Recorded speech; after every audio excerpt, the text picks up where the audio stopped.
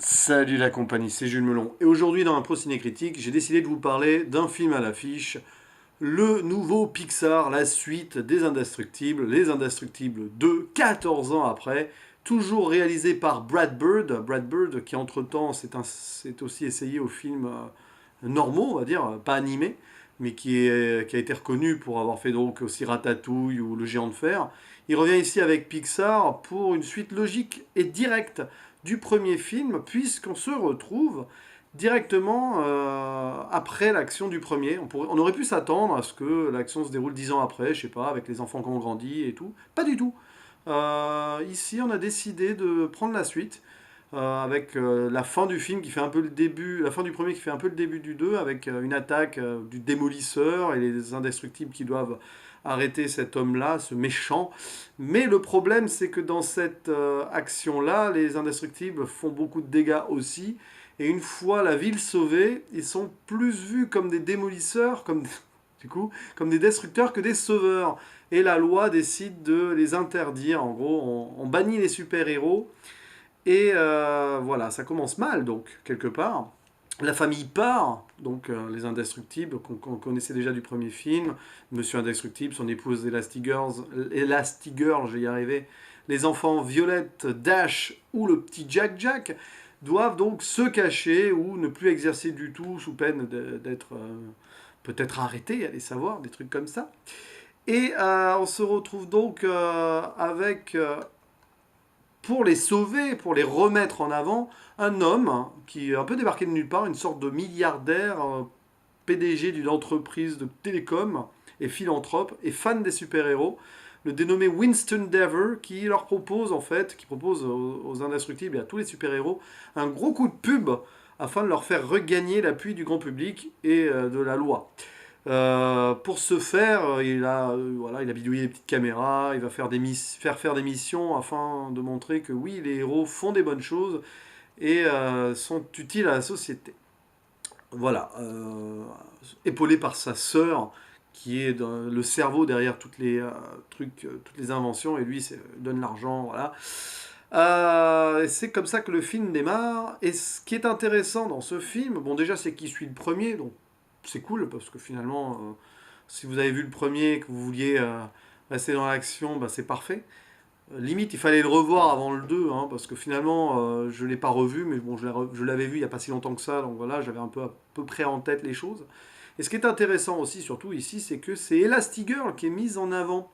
Voilà, alors c'est un peu la mode en ce moment à Hollywood, dans la société, dans les films et tout.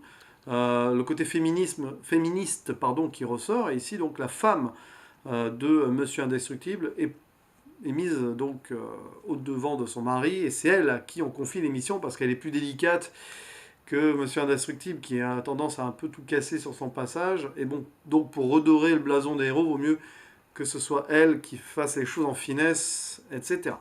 Alors c'est intéressant, bon, c'est la mode en ce moment, je disais. C'est donc bien, mais à la fois, ça devient un peu trop récurrent comme thème aussi. Malheureusement, c'est obligé. C'est quelque chose à la mode qui revient souvent, qui est bien, qui n'a pas été fait avant et qui maintenant est fait jusqu'à plus soif pour dénoncer certaines choses ou pour rééquilibrer les trucs. Et ben à terme, ça commence à devenir récurrent, pas parce que ça saoule, c'est pas ça le problème, c'est que finalement, ça fait en sorte que le scénario, on le voit venir, quoi, puis ça surprend pas, et puis voilà, tiens, voilà. Donc ça c'est un petit défaut, c'est une qualité qui commence à avoir un défaut, parce que ça commence à être traité un peu toujours de la même manière aussi. Voilà. D'ailleurs, le mari, Monsieur Indestructible, se retrouve père au foyer malgré lui, et donc bon, bah ouais, ça on peut retrouver ça dans plein de comédies récentes, un peu plus féministes et tout. Ça n'a pas un grand intérêt. Bon, heureusement, ici, ça tourne autour des super-héros, évidemment. On sait à la fin du premier film que le petit bébé, la Jack Jack, a des pouvoirs, et évidemment, c'est développé dans ce film-là. C'est d'ailleurs les moments les plus drôles du film, c'est Jack Jack et ses pouvoirs, quoi. Voilà, sans trop spoiler vraiment, c'est quand même assez délirant. Peut-être qu'on en fait un peu trop aussi, c'est peut-être un peu le défaut aussi. On étire le filon à fond hein, sur Jack Jack. Tout le comic relief y passe. Et ça donne des scènes extraordinaires, notamment avec celle du raton laveur hein, dans le jardin. Hein. C'est énorme. Puis il faut voir tous les pouvoirs aussi qui sont montrés, c'est assez cool et assez impressionnant quand même. Mais voilà. Et d'ailleurs, puisqu'on continue avec les défauts, puisque j'en parle, Du coup, les deux autres enfants sont un petit peu mis de côté ou clichéisés à fond, voilà, avec la fille adolescente amoureuse qui fait un peu sa crise parce que le garçon, gna gna gna. Et Dash qui ne sert pas à grand chose à part faire aussi le jeune ado qui commence à être viril, à se la péter, à être excité dans tous les sens, à vouloir bouger, machin, à vouloir de la baston et tout. Bon, ouais, finalement, bof bof. Le vrai character development, il est sur le bébé. Même les parents, à la rigueur, bon, bah, ils suivent leur cours, ça passe. C'est intéressant de voir Mr. Incredible, Monsieur Indestructible, en rôle de père dépassé, malgré sa force. Mais ça s'arrête là. C'est un bon divertissement, quoi. D'ailleurs, ce film est un bon divertissement. Vraiment. Il paye pas de mine, mais il se laisse regarder. À l'image du premier, si vous avez apprécié le premier, vous apprécierez celui-là. De manière égale, je dirais. Moi, c'est à peu près ce que j'ai ressenti, mais je le préfère un peu au premier. Le premier, j'avais mis un 6,5, on dit à 7. Là, je mettrais un vrai 7, par exemple, 7 sur 10. Mais pas plus, parce que c'est pas pour moi un Pixar inoubliable. Voilà, on n'est pas dans les Toy Story, on n'est pas dans Vice Versa ou Coco récemment. C'est vraiment de l'action divertissement avant tout, ça se veut pas trop larmoyant et tout. Même si ça reste quand même dans le contexte familial, la Pixar aime bien développer la famille et tout, mais voilà, ça reste assez dispensable, mais très intéressant et divertissant, c'est déjà ça.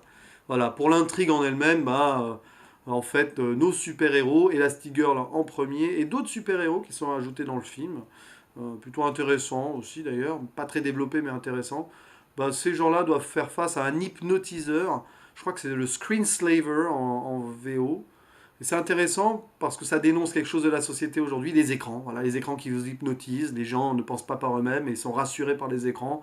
Il y a une petite critique derrière et j'ai envie même de dire que c'est pas assez développé et pas assez fin. C'est balancé comme ça en mode grand méchant, mais le grand méchant a raison ici. Enfin, il a raison de tirer profit de la faiblesse des gens, la faiblesse des gens qui sont rassurés donc par leurs écrans et tout, et qui compteraient sur les super-héros pour les protéger en mode nous, on est dans notre confort et on ne vit plus nos vraies vies. Ouais, c'est intéressant comme postulat de départ, mais je trouve qu'après, ça manque de profondeur et finalement, le scénario se déroule comme une sorte de film de super-héros et d'espionnage mélangé, sans plus d'intérêt que cela. Voilà. Donc, si vous avez aimé le premier, c'est les mêmes ingrédients. Voilà, le même humour, la même cohésion familiale, les mêmes pouvoirs plus ou moins, les mêmes façons de s'en servir plus ou moins aussi. Il y a le côté James Bond à l'ancienne aussi qui revient, y compris dans la musique d'ailleurs, je trouve. Voilà, c'est un film qui est cool. Voilà, moi je suis allé le voir au cinéma, là, les enfants et les ados étaient ravis de le voir. Voilà, c'est un film d'été à voir en famille. Et rien de plus à dire, si ce n'est que Pixar continue à faire des bons films. Pas tout le temps des chefs-d'œuvre donc, mais il en faut aussi pour tous les goûts et pour tous les styles, j'ai envie de dire. Donc ça passe. Ah oui, un mot sur l'animation, nickel. Voilà, c'est nickel. Et puis même le travail de réalisation de Brad Bird derrière est très bon. Voilà, de belles images, très très bien fait. Il y a une progression hein, technique par rapport au premier, c'est indéniable. Et voilà, c'est du Pixar, c'est soigné vraiment sur l'animation. Vraiment cool quoi. Bref, comme vous voyez, j'ai pas grand chose à dire dessus, si ce n'est que c'est sympa, que ça donne le sourire et que voilà. À la prochaine. Ciao.